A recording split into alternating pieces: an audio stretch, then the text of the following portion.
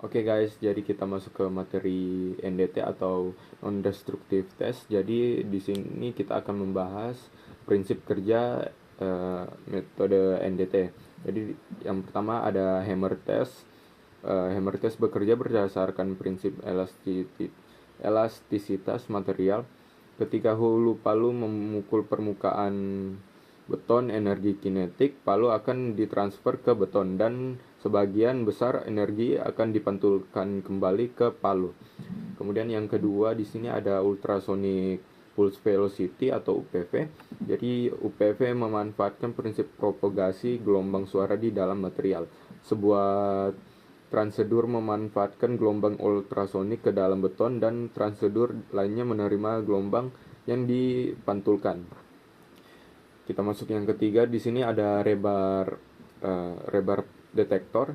Jadi rebar detektor ini menggunakan prinsip induksi elektromagnetik ketika alat ini didekatkan ke tulangan baja. Jadi tulangan baja arus eddy akan terinduksi pada tulangan. Arus eddy ini akan menghasilkan medan magnet yang dapat dideteksi oleh alat. Kemudian kita masuk ke yang keempat, half cell potential measurement. Metode ini didasarkan pada prinsip elektrokimia. Ketika tulangan baja terdapat lingkungan yang korosif, akan terjadi reaksi elektrokimia yang menghasilkan beda potensial antara tulangan dan beton. Oke, kita masuk ke identifikasi metode NDT dalam proyek konstruksi nyata. Jadi balik lagi di tadi, ada 4. Jadi ada yang pertama hammer test.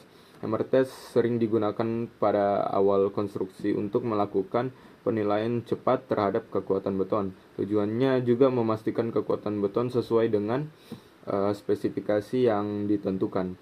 Kemudian yang kedua, UPV digunakan untuk mengukur kualitas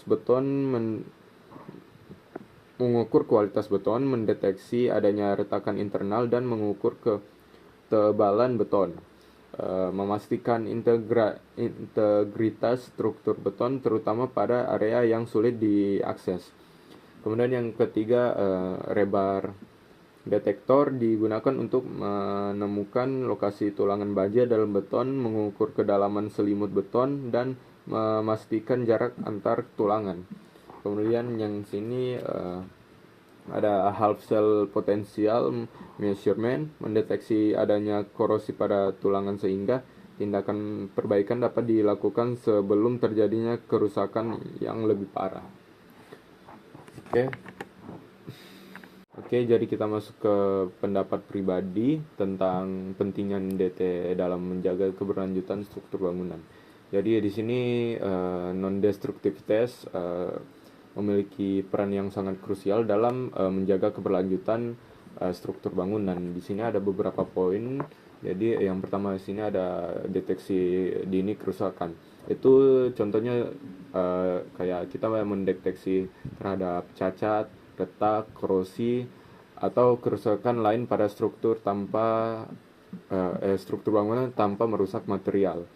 Ini sangat penting juga karena kerusakan juga kecil, tidak memiliki destruktif yang bisa menghancurkan beton itu.